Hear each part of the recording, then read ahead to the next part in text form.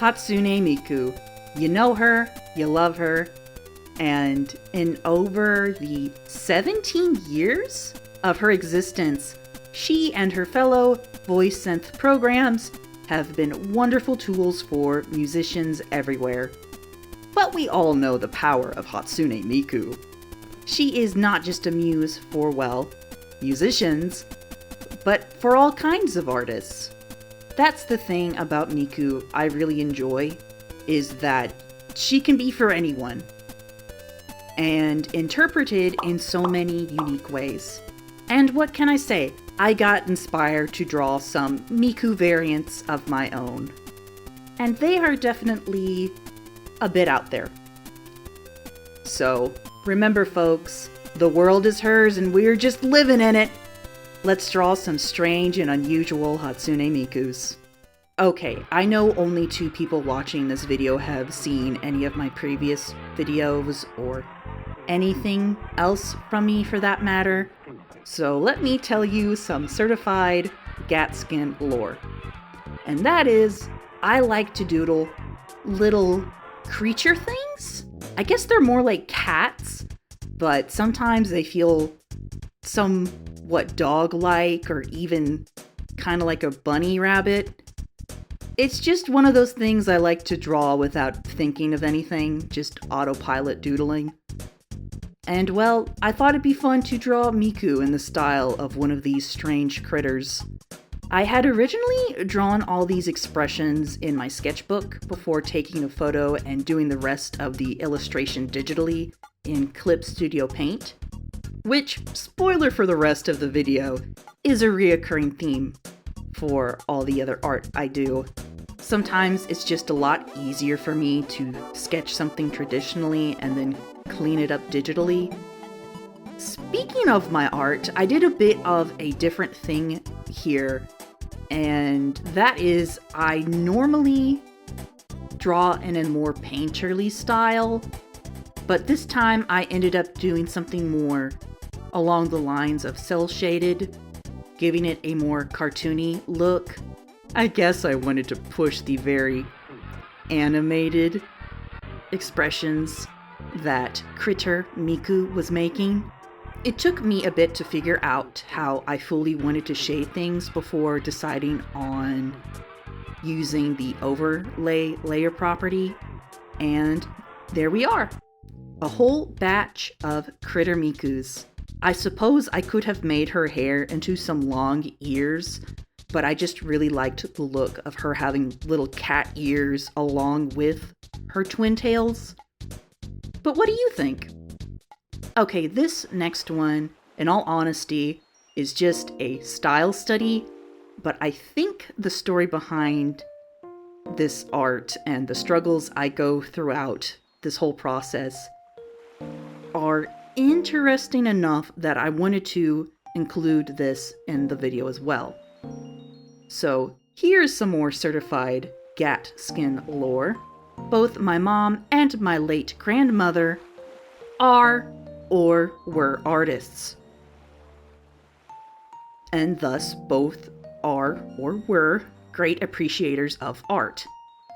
And one artist my grandmother really loved and passed down the knowledge and love for also to not only my mom, but to me as well, is the artist Walter Anderson. I doubt many people have ever heard of him, but if you have ever seen this one drawing of 2 cats that I've seen go semi-viral on Tumblr before, then you at least know one of his drawings. Walter Anderson was an artist of many talents. He worked in a variety of mediums, from watercolors to wood sculpture. But the art of his that I was first introduced to as a child was his block prints.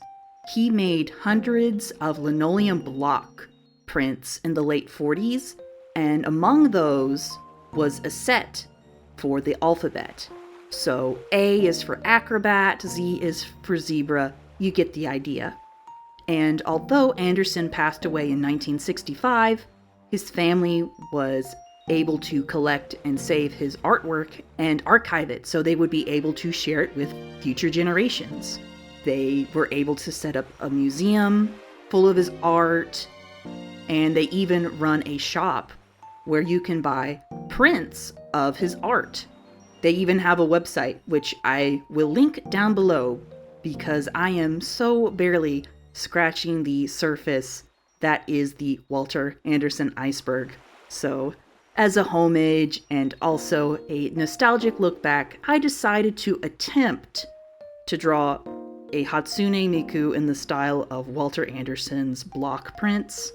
And attempt, I really do mean attempt, because wow, this was a bit of a process.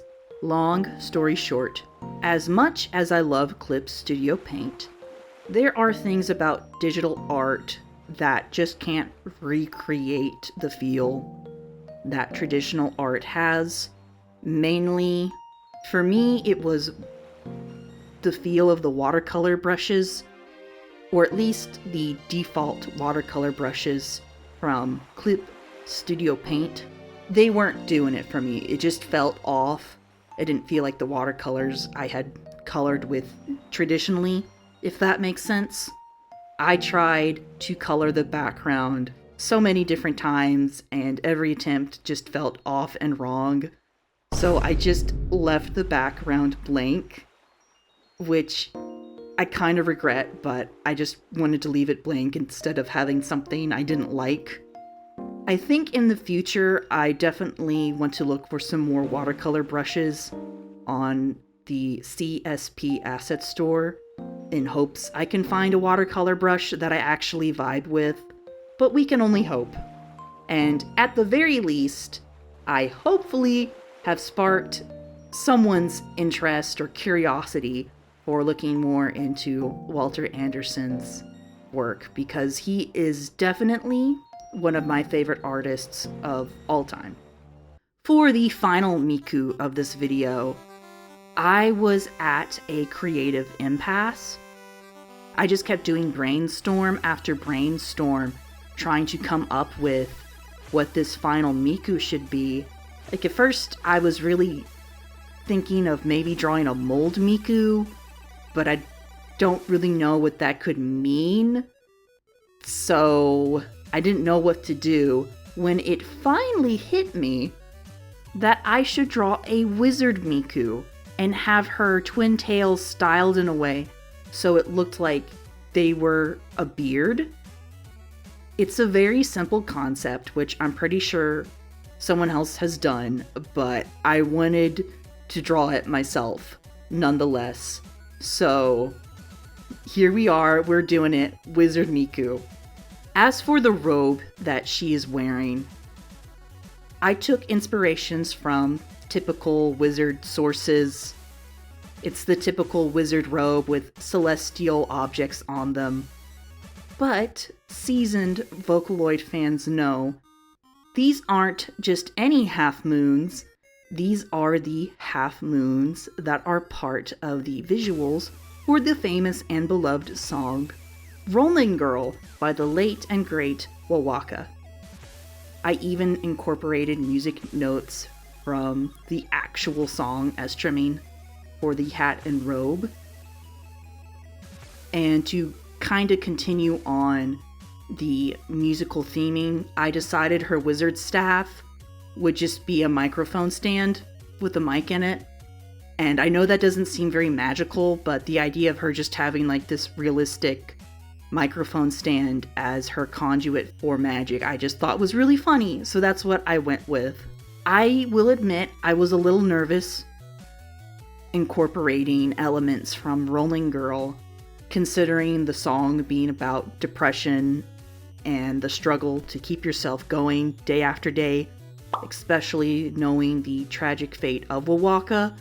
But I like to think this Miku is one who struggles with such thoughts and feelings, but has channeled that into spite.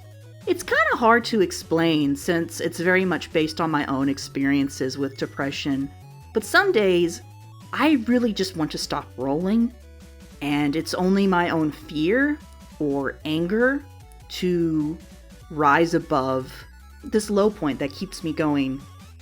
Does that make any sense? I have no idea. Anyways, here's one, Wizard Miku.